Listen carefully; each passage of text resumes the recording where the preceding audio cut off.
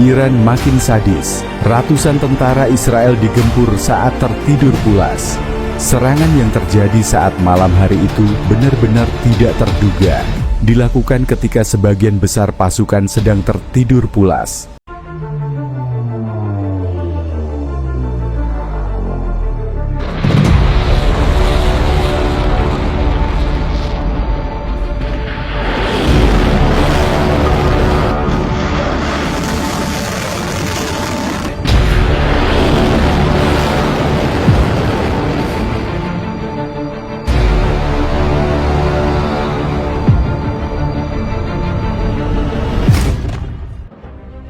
Ketegangan antara Iran dan Israel kembali mencapai puncaknya.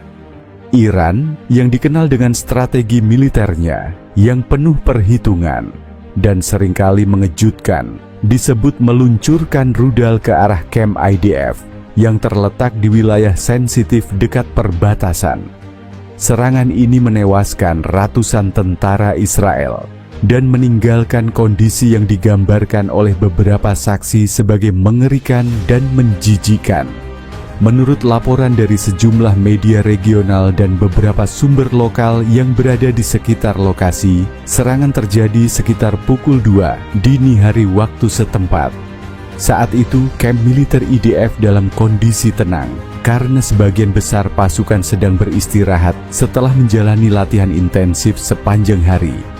Kamp tersebut diyakini dihuni oleh lebih dari 300 prajurit Israel.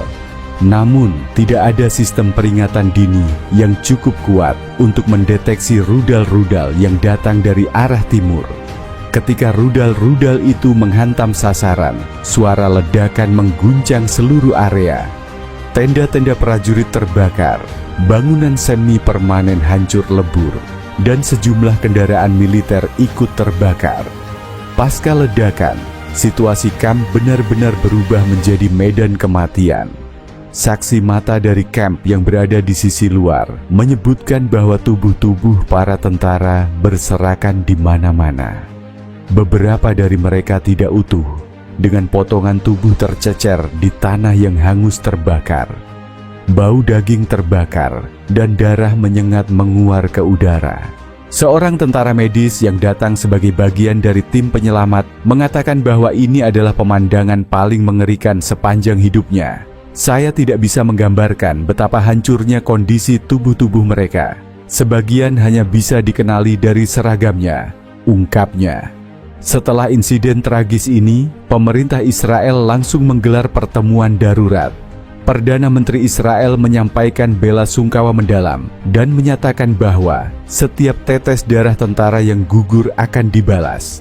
Ia juga menyebutkan bahwa Iran telah melakukan pelanggaran besar terhadap norma kemanusiaan karena menyerang saat pasukan sedang dalam kondisi tidak siap tempur. Militer Israel juga langsung melakukan investigasi untuk mengetahui bagaimana serangan ini bisa menembus sistem pertahanan Iron Dome yang selama ini dibanggakan. Ada kemungkinan bahwa rudal yang digunakan Iran adalah jenis baru yang belum dikenali sistem deteksi Israel. Sementara itu, pihak Iran tidak membantah bahwa mereka berada di balik serangan tersebut. Dalam pernyataan resmi dari Korps Garda Revolusi Islam Iran, IRGC, disebutkan bahwa serangan ini adalah balasan atas tindakan penodaan dan serangan udara Israel terhadap wilayah-wilayah milik perlawanan Palestina dan Suriah. Iran menyebut bahwa mereka tidak akan diam terhadap agresi Israel dan mengklaim bahwa semua target mereka adalah fasilitas militer murni. Kami menyerang markas militer, bukan warga sipil, ungkap juru bicara IRGC. Kami ingin mengirimkan pesan yang jelas. Iran tidak akan tinggal diam jika sahabat-sahabat kami diserang. Serangan ini tentu saja langsung mengundang reaksi dari berbagai negara di dunia. Amerika Serikat yang selama ini merupakan sekutu dekat Israel langsung mengecam tindakan Iran, menyebutnya sebagai provokasi mematikan dan menyerukan solidaritas untuk Israel. Insiden ini menjadi salah satu kerugian terbesar yang dialami Israel sejak perang melawan Hizbullah di Lebanon pada tahun 2006. Ratusan tentara yang tewas bukan hanya kerugian dari sisi jumlah personel, tapi juga mencerminkan lemahnya sistem deteksi dini militer Israel dalam menghadapi ancaman non-konvensional. Selain itu, serangan ini juga menyebabkan kerusakan infrastruktur militer yang signifikan. Beberapa senjata berat, kendaraan lapis baja, dan persenjataan canggih dilaporkan rusak parah. Kamp tempat para tentara tinggal juga kini hancur total dan tidak bisa lagi digunakan. Analis militer menilai serangan ini sebagai bukti bahwa Iran semakin percaya diri dengan kemampuan militernya.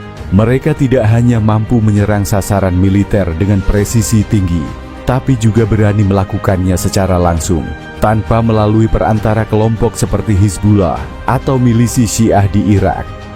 Ini bukan lagi perang proksi. Ini adalah bentuk keterlibatan langsung Iran dalam konflik terbuka melawan Israel, ujar seorang analis keamanan Timur Tengah.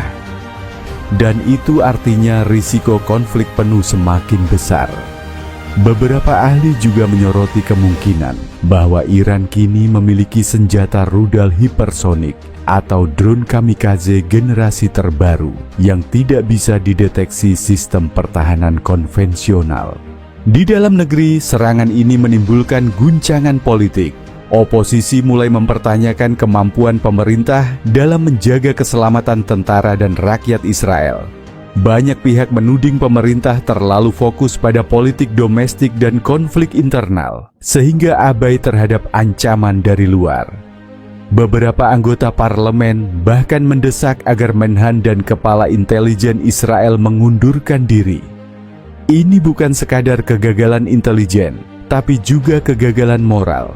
Bagaimana bisa pasukan kita dibiarkan tertidur tanpa perlindungan memadai? Ujar seorang anggota Knesset dari kubu oposisi.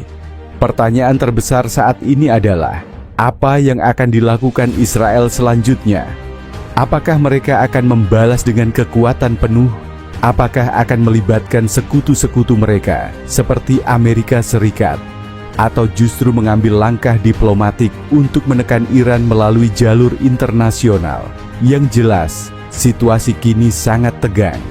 Pasukan IDF dilaporkan sudah dalam status siaga penuh di perbatasan.